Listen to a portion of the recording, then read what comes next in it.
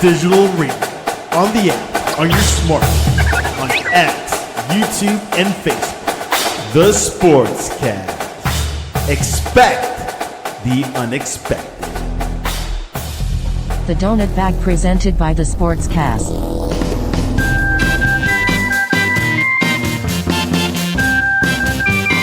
The Donut Bag, hosted by Joey Bag of Donuts.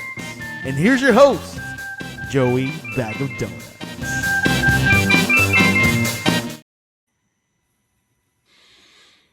Well, I made the title March of the Penguins because there was that movie years ago. I think Morgan Freeman narrated it or something like that. It was a documentary about penguins, and it was cute. Mm-hmm. Ever since then, every time it's a March and the Penguins are involved, people use that. So, but what an incredible month it was. I heard that the Penguins playing 17 games in 31 days was the most by any team ever. Do you know if that's true? I heard that as well. I can't confirm that because I wouldn't even know where to start. Right? How would you know? Yeah, You know Bob Grove. That dude knows everything. He would definitely know. But I mean that is crazy, and we're in the middle of a 3-day lull right now, and it feels like a month because we're just so used to the Penguins playing every other night or even back-to-back nights. So this 3 days feels like 3 weeks. Exactly. When I saw it, it's like, wait, there's not a game. With like days where there's not a game, it's like this feels weird. Like you see him just play all the time, yet they are in a wonderful position. They came out of that very grueling month amazingly. What do you attribute such a great month and basically such a great year to? Well, why do you think they did so well in March? Getting back to basics. I think Malkin and Crosby being out of the lineup at various times and sometimes together, it really made the team itself get back to basics, but it also made guys like Rust, Raquel, and Carlson say, you know what, while these guys are out, I'm taking this team on my back, and we're going to go to the playoffs. We're too good to miss the playoffs, and we're going to hold down the fort here until these guys get back. And they really did. And they, we've seen it before in previous teams when Malkin and or Crosby were out, the team galvanizes for a short period of time, but this is kind of a different team. It's not, those teams relied solely on Crosby and Malkin and Letang. Yes. And this team, it's spread out all over the place. You're getting scoring. I think it's like one of the highest scoring teams in the NHL too. They're the second highest scoring team in the league. And the crazy part about that is they only have 130 goal scorer on the team. And it's not Crosby. It's not Malkin. It's Anthony Mantha. That's crazy. That's crazy. Yeah. It's spread out all over the place. It is just amazing. Crosby, I keep hearing he seems off. But then lately he seems to be a little bit better. Is he still, you think it's because of injury or what, or is he really has he really been off? I think that he's definitely still injured. He doesn't have that jump. Let's be very clear. An off night for Sidney Crosby is a night where he still gets 2 points. Right. I think that, he doesn't have that burst that he normally has. But, Sidney Crosby at 70% is still better than 90% of the players in the league. But, just to go back and touch on the point that you just talked about, I read a crazy stat the other day. This is obviously Sidney Crosby's 21st season. This is the highest goals per game that the Penguins have ever scored during the Sidney Crosby era. And, I mean, you think about the 4 Stanley Cup teams, the 3 that won and the 1 that didn't. you say, how is that possible that they're scoring more goals now than ever during his 21 years? And that is actually the case. They won a lot of those cups on defensive structure, and they are still playing a great defensively sound game, but they're getting goals from everybody. I mean, there's guys. Elmer Soderblom is coming in and scoring goals like almost every game, and Ricard Raquel, the player of the week, and Noah Chari is scoring goals. It seems like every other game. It's just they're getting contributions up and down the lineup. It's unbelievable to see. It is crazy. Yeah, I mean, let's just call him glue guy. Elmer was basically just like a gift from the Red Wings. I don't really remember what they traded for him, but it wasn't much. No. It's like, oh well, he's big, so what? But he's becoming a defensive and sort of an offensive force too. When they first got him, I thought, well, he'll probably be either a healthy scratch most nights or maybe even go to Wilkes-Barre. But for various reasons, like with injuries and everything, he initially was forced to be in the lineup. But now when Blake Lizotte comes back, I don't know who you keep in the lineup, who you take out. It's a tough question. Yeah. Man, I mean, do you take out Tommy Novak? Keep Soderblom in? I don't know. I'm glad I'm not Dan Muse. That's a tough decision. But it's I guess, if you're in that position, that's a good problem when you have too many good players. But the contributions up and down the lineup, it's just, talk about rolling four lines and not worrying about putting your fourth line out there. It's just from top to bottom. This team is solid. I've never heard of that almost throughout this whole Sidney Crosby era of, I mean, you that's the dream of, let's roll four lines, but really that was almost never the case. It was Crosby and Malkin's line getting almost all the time, and then third and fourth line just a little bit. I mean, there was exceptions along the way, HBK and stuff like that. HBK, but really the fourth line was an afterthought. The fourth line was basically for penalty kills, and here, it's like they're all getting almost equal time, and it's just amazing. And they did miss Blake Lizotte a lot, especially on the penalty kill. But lately, it doesn't matter how bad you are on the penalty kill when you're scoring 6, 7, 8 goals a game. Yeah, it's crazy. I mean, they definitely missed Blake Lizotte on the penalty kill. I think they've given up a power play goal in like 10 of the 12 games that he's missed or something like that. Like worse in the league or something like that. Yeah, it's been really bad. So they'll definitely welcome him back, and it looks like he's getting pretty close to coming back. But yeah, like you said, even though they're giving up these power play goals, they score 3. They went 3 for 3 on the power play the other night, and 5-on-5. They're at the top or near the top of the league in 5-on-5 goals too. So they're just, even though they're playing defensively sound, they're outscoring their opponents at a crazy rate. It's crazy. It's crazy. One change that has been made is Ricard Raquel is now a center, and I think he started out when he started being a center, he wasn't very good at it, but it seems like he's getting used to it. Yeah, when he first started playing center earlier this season, it didn't go well. He was getting crushed on faceoffs, and actually when Crosby went out, the whole team's faceoff winning percentage went way down. But it was very noticeable with Raquel.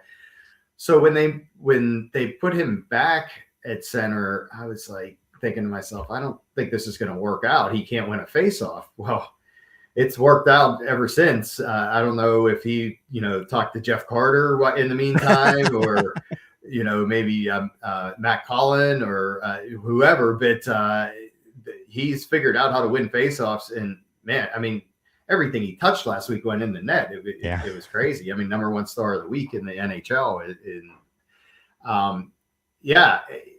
And every time I think, like, don't tinker with the lines, Dan Muse, just leave them the way they were. He took Chinakov, put him up with Crosby, and I was like thinking to myself, he played so well with Malkin. Don't mess with that. But it's been every move he makes seems to work. So who am I to question any of that? It's funny. the question is, should Dan Muse win Coach of the Year, and or should Kyle Dubas win GM of the Year, or both? Maybe maybe neither will win anything, but still, it's a good argument. Like, who's done a better job? And I don't know, because the way Muse has them playing as a unit is just amazing. It's really cool to see. Yeah, there's something special about this team. And I'm not saying they're going to win the Stanley Cup or anything like that, but the camaraderie amongst this team, and just like the kind of jovial nature in the locker room, and it's, there's a distinct difference with different teams. Being in the locker room for the better part of the last 20 years, like there's definitely, you can tell when you're in there. And I don't know, there's just something really special going on with this team. And hey, they could go out and lose in the first round of the playoffs. Right. I don't know. There's just something about this team. And, Dan Muse will not win Coach of the Year, even though I think he should definitely get some votes for it. Kyle Dubas should win GM of the Year. I mean, the Chinakhov deal alone should get him that, not to mention the fact that he was able to trade Tristan Jarry for Brent Kulak, a second-round pick, and Stuart Skinner. And then he turns around and trades Brent Kulak for Sam Girard, still has the second-round pick, and still has Stuart Skinner. I mean, and no retained salary. Like, that's like magician-type stuff. I still have no idea why Edmonton made that deal. Listen, I don't expect the Edmonton GM to know the dynamics of every single team, but I would think that they would have a scout in the East or something like that would just, like, you ask any Penguin fan, what do you think of Tristan Jarry? It's like, please get rid of him. It was almost like the options were, do that crazy buyout thing where you keep him on the payroll for the next 10 years, or like pay another team. This is like, here, take him and we'll retain some salary and we'll have to throw in a draft pick. Just please take him. And here they get a good goalie, a good defenseman, and a second round draft pick for him. That was just a heist. Especially considering he was on waivers last season. Any team in the league could have picked him up for nothing.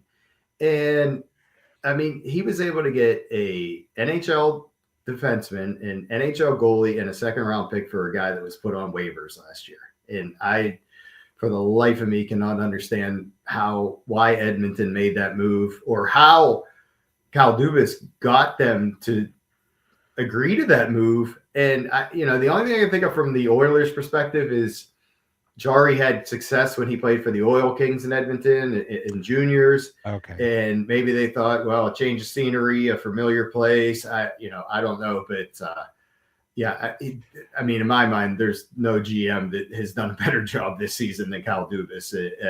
He probably won't win it because there's a lot of voters in the Toronto area. And there's some bitterness there. They just fired their GM. There. Yeah, they fired their GM, and here's Kyle Dubas making the playoffs here in Pittsburgh. And he probably won't win it, and Dan Muse probably won't win Coach of the Year. But they should definitely both garner some serious votes. Well, at least Jarry has really worked out in Edmonton. Oops, no, he hasn't. Yeah. What is he doing? Like getting into fights every day or something like that? I think he did win his last 2 games, but he was benched, and Connor Ingram was starting most of the games, and I think at one point, I think his stats are a little better now, but I think he was the 32nd worst goalie since the time of the trade. So, I don't know. For Columbus to trade Chinakhov for basically nothing, I don't understand how you make a deal with a team in your own division. Yeah, in your own division that you're battling for playoff position. Yeah. Now, back at that time, Columbus was pretty far down in the standings, but still. And then the whole reason that they traded him is because him and the coach didn't get along, and then they fired the coach 5 days later. Coach like a few days later. Yeah, That made no sense to me either. I mean, obviously he's outplayed his expectations as well. But I mean, he's part of the long-term plans of the future here in Pittsburgh from now. I mean, the guy just anybody with that type of shot to just give up on a player like that with that type of shot. I mean, it's unbelievable when you watch him shoot. And I mean, he's almost scoring a goal a game or a goal every other game since he's gotten here. And I mean, he shows no signs of slowing down. And I mean, the moves that he made, and who would have thought Anthony Mantha would have a career season, 31 goals. Brazeau's been great. Wotherspoon, Shea, like all these guys that he brought in. I mean, he didn't miss on any of them. It's unbelievable. And then the previous heist from a couple years ago, Erik Karlsson is playing like MVP level. It's incredible. It's just everything is clicking. I think you're right. I think this is a special team. There were no games like under Mike Sullivan. There were so many games where the team just didn't have it. Yeah. They were slow, lethargic. That it was just like you could tell it wasn't their night. That was hardly ever the case this year. Even when they were losing, like they were down 2-3 goals, there was still a good chance they were going to at least tie the game or make it real close. It was incredible. How many times this year have they come back from 2, even 3 goals down? Now they did have a problem earlier this year where they were giving up 2 and 3 goals. Yeah, leads. that was weird. But they corrected that. And to your point, I can only think of maybe 2 or 3 games this season where they really just didn't have it that night.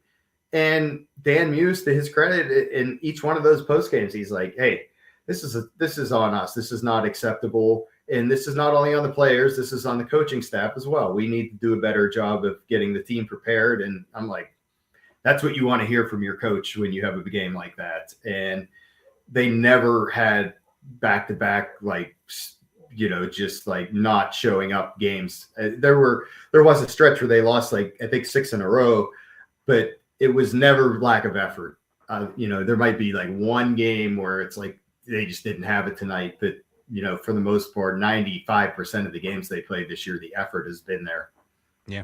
Yeah. And even in with previous teams, I mean, it was very clear. Mike Sullivan said, if somebody sends you a cheap shot or whatever, don't retaliate. I think this team is like, no, we got each other's backs. So it's like, I don't care who, we're going to fight. So that's also nice to see. Yeah, we've seen that a lot with, Connor Clifton has dropped his gloves, and, guys you wouldn't even expect sometimes are out there dropping their gloves. Noah Achari. Now, Achari has fought before, but he doesn't fight very often, but he could throw them. And, Soderblom, he really only, I think I looked it up on hockeyfights.com. He only had like one career fight going into this, when he came over from the Penguins, and he's out there fighting. And even if he's not a fighter, I'm not fighting that guy, man. How do you even reach him? Right. There was that game, that pivotal game against the Islanders in New York, at the Islanders, when I think the Islanders were winning like 2-0 or 3-1 or something like that, and all of a sudden they rattle off like 7-8 goals or whatever, and this guy tries to pick a fight with Surf. How do you even reach him? Like, come on, like it was crazy. Yeah, it looked like he was just hanging on for dear life. Right. Yeah, sort of like playing with them like a cat plays with a mouse. Yeah. For the goaltenders, almost the entire season, it's been a 50-50 rotation. And it's been Sheloffs and Skinner. But then Skinner got hurt. I guess it was a freak thing with the puck in the eye or something like that. So who knows how bad that is. But assuming Skinner is going to be healthy, they're not going to do a rotation in the playoffs, right? I don't think so. I think that the leash will be short if Skinner goes out there in game 1 of whatever the series is, and they lose 5-0 and 4 of the goals were softies. I don't think that Dan Muse will hesitate to go to Shelovs, but I think just based off of playoff experience alone, and I mean the guy's been in the Stanley Cup final the last 2 years, I think you have to go with Skinner. Yeah. But like I said, I if I were Dan Muse, and again, I'm glad I'm not. I wouldn't be afraid to have the short leash, and go in with Shelovs, but I think you have to go with Skinner. And then there's Sergei Murashov. I mean, there's history on his side. There's been times when I'm just thinking of Matt Murray. Matt Murray basically had almost zero NHL experience, goes into the playoffs, wins a couple cups. Yep. I mean, Murashov has had that. I know they want to bring him along slow, but he's had almost an entire year in AHL. I mean, if Skinner or Shelovs don't do well, I think you might go with Plan C. Yeah, that'll be interesting to see if one of them were to get hurt. Obviously, we don't want to see anybody get hurt, but if one of those two were to get hurt, how short of a leash would it be before they went to Murashov? I think ultimately what Dubas and the Penguins front office staff is hoping is that Murashov backstops Wilkes-Barre to a Calder Cup, and because they have a pretty good team down there, obviously this season. And I think that they're hoping that he could just be the man down there for these playoffs, for the AHL, and then he'll be up here next year. Still not sure how that's going to look because Shelovs is a restricted free agent, I believe, and the team, and everybody around the organization seems to love Skinner, and I don't know what that would look like with. Because Shelovs is only 25 or 24, I believe. And usually you don't see a tandem of two guys that are under 25. You usually have the veteran guy and the younger guy. And I think Skinner just, being around the locker room and, on a few rare occasions getting to ask him some questions, he just seems like the very mentoring type, and he just seems like the ultimate teammate. And, I think that he would be such an asset to have as kind of a mentor here, but at the same time, he's not that old either. And I think that he still wants to be a starting goaltender in this league. And I think the Penguins want Murashov to be the starting netminder the future. So we'll see how that plays out. But again, it's another good problem to have, having too much goaltending. Right. Who would have thought we would have been saying that earlier this season? Exactly. Malkin had an interesting March. Earlier in the month, he had that ridiculous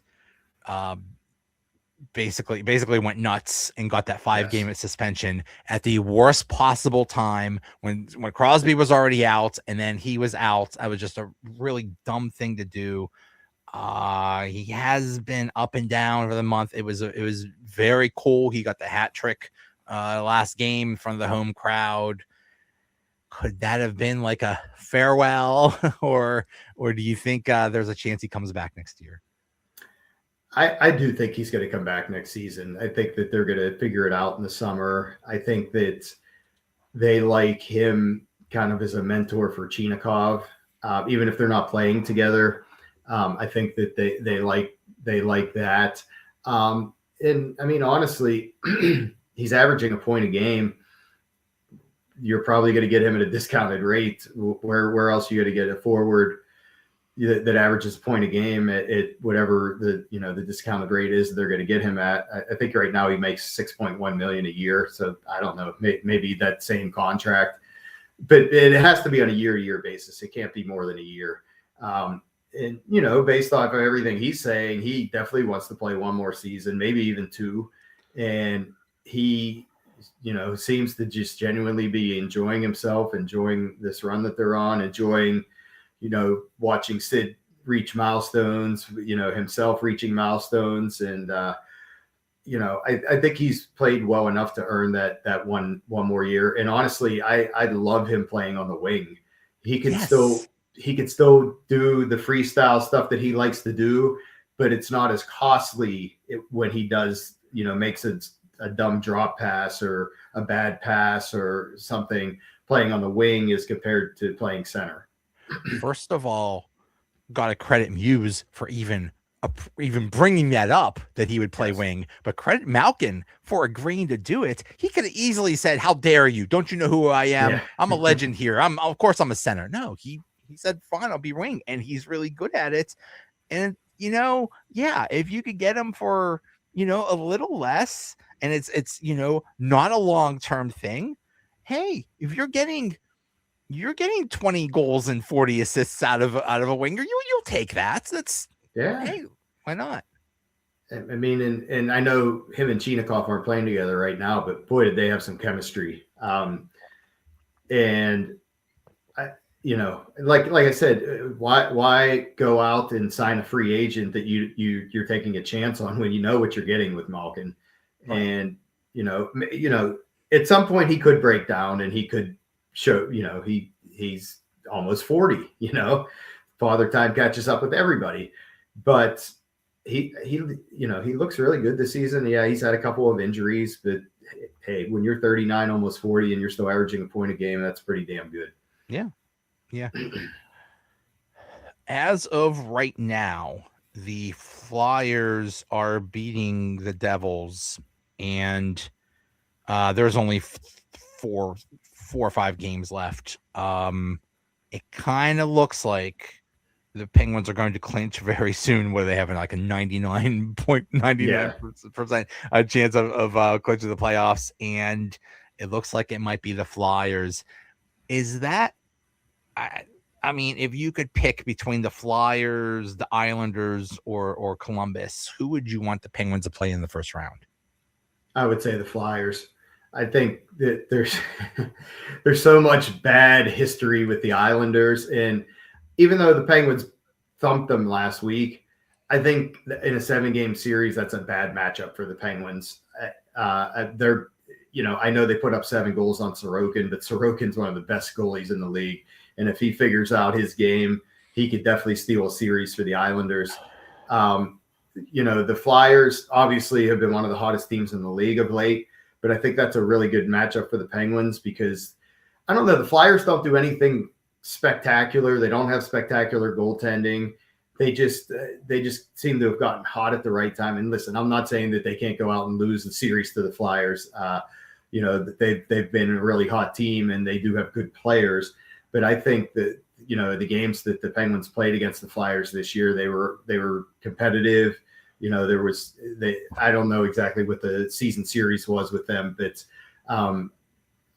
every game was competitive for what I remember. And I don't know. I just think that that's the best matchup for them. Columbus, I think that would be an okay matchup too, because again, I think Columbus was playing over their heads when they changed coaches and they won something like 13 out of 14 or something crazy like that. And it's like, okay, they're not this good. So I think that would be a decent matchup for the Penguins too. But I would say avoid the Islanders at all costs. I mean, obviously things are going to play out the way they're going to play out. But, if I had my choice of the 3 teams, I would pick the Flyers. I'm just trying to look. I'm sure it's happened, but has the Penguins ever beat the Islanders in the playoffs? I'm not sure. I'm sure it had to happen. Yeah, I think they did in I want to say like 2012, maybe 2013 when they got to the conference final. But there's been a lot of unpleasant memories of the Penguins and Islanders. The last time they played was the Tristan Jarry giving away the puck to the Islanders in overtime game. Who could forget that? So that was a pretty good team, and basically Jarry single-handedly lost that series for them. That's very impressive. Yes. That everything was going right except for him. Like he was exceptionally bad. Yeah, like you normally would never pinpoint a player or blame a player for a series loss, but that's how bad it was all him in that series. I mean, it was like if it wasn't for him, they would have won the series. Yeah. And then of course there's, I don't remember the 70s. I know there were some really bad ones in the 70s. I think the Penguins they blew a 3-0 series lead to them. That was I think only the second time in NHL history that ever happened. Yeah. There was and I'll still never understand 93. Oh, like that Penguins team was like one of the greatest of all time, and I'll still never understand how that even got to 7 games, let alone losing it. I understand this. I understand Game 7. I mean, yeah. was Kevin Stevens almost died. Yes. That's it's a little significant, but Oh, crazy. Yeah, we could have a whole podcast just on 1993 team, but Oh my goodness. yeah, a lot of bad memories of Penguins Islanders playoff matchup. So, if I had a choice, I would just avoid that. Yeah. Meanwhile, the Flyers, there's just lots of fun there. It's always, Oh, and Crosby. I don't care if he has his leg amputated. He will still go all out against the Flyers. It is just so much fun. You know, what, 2 decades now of just absolute yes. hatred of the Flyers and Crosby. And they still chant Crosby sucks. I think he would never admit to it, but I think that he loves, playing in Philly, and not that he's not 100% up for every game, but he's at 110% for the games there. They put his face on the in the urinals of all the urinals in Philadelphia. When I would go vacation on the Jersey Shore, and it's near Philadelphia and New York and stuff, so it's like, okay, you have your Yankee stuff, your Flyer stuff, your Philly stuff, and I hate Sidney Crosby gear. Yeah, he's living rent free in all their heads. It is for 2 decades. 2 decades. Yeah, you just love to see that's a perfect way to get back into the playoffs. But the funny thing is, we don't know how they're going to be in the playoffs. No, It's been 3 years since they've even made the playoffs, and the playoffs are it's almost like a completely different sport. How do you think this team will do in playoff hockey? Yeah, that's the other reason that I would like to see them play either Columbus or Philly, because there aren't a lot of guys on either one of those teams that have a lot of playoff experience, kind of like the Penguins, other than, Crosby, Malkin, Russ, the core guys that were on the Cup teams. So it would kind of be like playing a same type of team, because there's a lot of guys on the Flyers and a lot of guys on the Blue Jackets that have never experienced playoff hockey. And, it kind of reminds me of, when that young Penguins team in 2006 went up to Ottawa and got obliterated by the Senators, because there was nobody on the team that had any playoff experience other than like Gary Roberts. And I think Mark Recchi was still on the team at the time. That was it. And they learned from that experience. And then they all of a sudden went to the Stanley Cup final the next season. And I think, there's a lot of guys on that Islanders team that have been with the Islanders for a long time. A lot of guys that have playoff experience. But again, when you look at with the Flyers and the Blue Jackets, not a whole lot of playoff experience there. And I think, to answer your question that you asked me, I think that they could win a playoff series for sure. And let's be honest, anything beyond that is just a bonus, because, when we talked at the beginning of the season, it's like, if they make lottery the playoffs, playoffs is a pipe dream, probably a lottery pick. So, getting guys like Ben Kindle and Chinakhov and, some of these other young guys playoff experience, that is something that you can't teach. You just have to experience it. And, to see Crosby, Malkin, Letang, and even, Erik Karlsson back in the playoffs, I think they're going to be motivated, super motivated as well, because, hey, they're a lot closer to the end than the beginning, and they're going to be motivated to win, obviously. Obviously jumping ahead, but let's assume they do win that playoff series, and then they'll probably go on to Carolina. Mm-hmm. And I think that would be there. From what I hear, they would really want a shot at Carolina. I don't know if you want that. Carolina not only looks really good, but they also look really good when they play the Penguins. So yeah, I don't think you really want that. Yeah, especially down there. Yeah, I mean, the way that the playoffs are structured, that's more than likely who they would get in the second round unless Carolina got upset in the first round. But they've played them tough, except for the game where Carolina came up here, and I think they lost 4-0 or 5-1 or something like that. But that was the second half of a back-to-back for the Penguins, where they had to travel back to Pittsburgh, and Carolina was waiting here. But the other games with them were all competitive. That memorable game where I think they were down 3, scored a combined 7 goals in the third period between the two teams.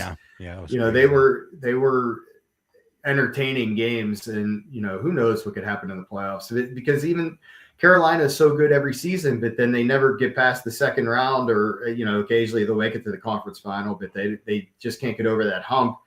So who knows what could happen, because Carolina plays that style, that kind of wear you down, grind you down style. But if you could somehow get a lead on them of more than 1 goal, it throws their whole system completely off. So we'll see what happens in the playoffs, but it'll be interesting. And I do think that they could definitely win a round, and then beyond that, who knows what could happen. And even Stuart Skinner, even though he made it to the final the last 2 years, he's got something to prove too. He needs to go out there, or I would think that he wants to go out there and say, like, I didn't get the Stanley Cup final because of those teams that, the Connor McDavid didn't get us there. I was part of the reason that we got there. And I think he wants to go out and show, like, hey, I backstopped those 2 teams to the Stanley Cup final.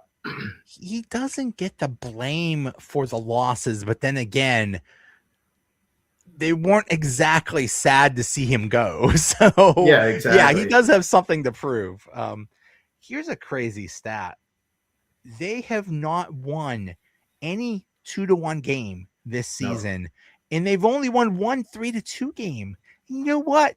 That's like every score in every playoff game. That's a little scary. That is the concerning thing, because they have been giving up a lot of goals lately. 3-4 goals a game. It just so happens that they're outscoring everybody by a lot, but that's not the way that the playoffs work, as we all know. And I did hear that stat the other day. No 1-0 games, no 2-1 games, only 1 3-2 game. And they're definitely going to have to tighten things up in the playoffs. Now, if they're going to play the Flyers, all bets are off. I think we remember that one crazy series. I think the final score of the one game was 10-8, and the other game was 8-6, or something wild like that. Are you talking about the 80s one, or the one like... No, in like 2013 or 12. Oh, that's the one when Crosby went nuts. Yes. Oh, I remember that. Yeah. Yeah, Aaron Asham was fighting people, and Fleury got pulled, and it was when they finally get under Crosby's skin, the most level-headed guy in the world, they did something good.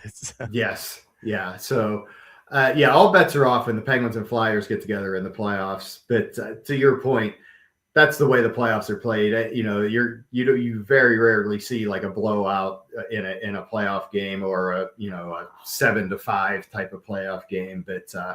Seems like the rules don't apply when the Penguins and Flyers play. But definitely, they're definitely going to need to get that goals per game allowed down to a more reasonable number, because right now I think they're giving up somewhere between 3 and 4 goals a game, and that's way too much for their playoffs. Thinking of that 93 team, I think it's like, well, how could they have possibly lost? And the reason is, they kept all their stars. I mean, that was basically like year 3 of this mini dynasty. They kept all their stars, but they started losing the third and fourth liners, like Phil Bork, Bob Airy, stuff like that. Mm-hmm. And one reason, yes, it hurt to lose Sidney Crosby and Malkin, but it really hurt to lose Blake Lizotte. Yes. You need those guys. You need those defensive guys. You need those third and fourth liners just as much as you need the top guys. Yeah, and that's what I wonder. I mean, I know you didn't ask me this, but I'm just thinking out loud. That's what I wonder about Edmonton too. They lost a lot of their third and fourth line guys from the team last year, and it makes me wonder how far deep they're even going to get into the lineup. Didn't they lose Draisaitl also? he's hurt he might be back for the playoffs, but he's hurt probably until the last game of the season, maybe. But that's to go back. That's the thing that I think makes this team special. The Penguins have those role players, those kind of glue guys, and that's what's been missing the past couple of seasons. You didn't know where the second line ended and the fourth line began because it was just like a hodgepodge. I don't want to use the word hodgepodge of nothingness. That applies to another team in town, but it was just like a kind of mash unit of players on the third and fourth lines. But this year, it's like, okay, we have defined third and fourth line players that all play an integral role on this team. And that has not been the case the past 2 seasons. And that's why I think that there's something special with this team. Yeah. Yeah. It's just, I miss playoff hockey so much. It's just so much fun. It's so intense. It's just a whole nother level. Players like Max Talbot and Nick Bonino are, we know what they did, and they're just as much of legends as Crosby and Lemieux. It's amazing. Yeah, it's a tiring, by the end of the playoffs, you feel like you've played in them, whether you're a fan, a writer, whoever, it's like every other day. It's just, it's intense. No matter, like I said, you're, covering the games or watching the games. It's so fun though to be a part of. I can't imagine what the players go through because, like you said, what we go through is a lot, an intense thing every other day for like 2 months. If they go all the way, it's just it is. It's exhausting because you're up till 11 p.m. every night. And then you got to do it again 2 days later. So yeah, I can't imagine. And then after every when they're done with the season, there's always like, oh yeah, that guy was playing with a broken jaw and a broken leg and a broken leg. I'll be we're just playing with that.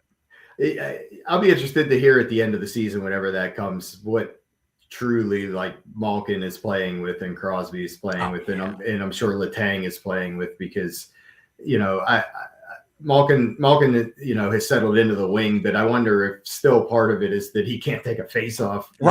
Right. I think his shoulders messed up or something like that. Yeah. So that'll be interesting at season's end to see what all those injuries that everybody's playing with are. Yeah. Where can people find you, follow you, and get more of your work? All right. You can find me on Twitter, X, at PGHVC, and also on PittsburghHockeyNow.com. I usually am writing the game summaries over there, and about once a week I write a kind of feature article, if you want to call it that. So I have one coming out tomorrow about the emergency backup goalie and how that is actually going away at the end of the season. They're no longer going to be amateur players that are just kind of dressing in Pittsburgh. The emergency backup goalie is now going to be a full-time employee of the team that will travel with the team. What are they going to do? They're basically going to be like the practice goalie full-time for they'll travel with the team. Like they'll kind of be the goalie for the morning skates for the injured players and things like that. Because right now there's three guys that are filling that emergency backup goalie role here in Pittsburgh. And one of them is my cousin. So I know he was a goalie at UConn, and he, kind of just goes and sits in the stands for, I think he gets about 10 of the games or 15 of the games. And then the other two guys get 10 or 15 games. Now they could be the backup goalie for either team, depending on, which goalies get hurt and whatnot. But this is the last season of that, so we won't get any more of these, stories about the Zamboni driver suiting up for the Maple Leafs and or the sales rep for the Dallas Stars playing goal for the Anaheim Ducks, or So there's some Twitter account that gives a countdown every single day. It's like so many days since Toronto last won a Stanley Cup, which I believe it's been over 50 years, almost 50 years now. And also so many days since they lost to a backup goal. I think now the weird thing is, it's by city. So let's say the Penguins are playing, I don't know, some, Montreal or something like that. Mhm. The guy in the stands, he's like, you got to suit up for Montreal, not Pittsburgh. You might be Right. Pittsburgh's, you might be in Pittsburgh, you might be a Penguins fan, but you got to suit up for the other team to play against the team that you like. It's crazy. Yeah, obviously I'm going to plug the article for Pittsburgh Hockey Now that's coming out tomorrow, which will be Wednesday. My cousin actually did have to suit up one time. He didn't go to the bench, but he stood in the runway for the San Jose Sharks, Wow. and he had his Sharks jersey on, and he ended up not having to get into the game, and he was nervous because it went into overtime and a shootout, and the Sharks equipment manager was actually nice enough to mail him a jersey with his name stitched on it and everything a couple of weeks later. So That's that was nice. cool. Okay. Yeah. Okay. But, That's cool. But yeah, after the season is over, that's going to go away, and each team is going to have a designated emergency goalie that will actually travel with them, so that it'll be a little bit different starting next season. Didn't I also see something about in an emergency, a player can be a ref or something like that? Yeah, that came up recently. I forget who posted that on Twitter. It was one of the more well-known writers, and it was like there is something in the rule book about if none of the refs show up, then each team can designate a player to be the referee, and that must be somewhere deep in the rule book because I had never heard of that before. Yeah, me neither. I'll have to go on Twitter or Google that. But I did see that recently, and I was like, I can't believe that's even a rule anymore, because they do have like backup officials now and off ice officials that could go in an emergency, and also linesmen can serve as referees. So I'm surprised they even have a rule like that in the books anymore. Yeah, that is very weird. I've never heard of that happening. All right. Hey, thanks so much for coming on. Oh, anytime. All right, I'll see you. Thank you.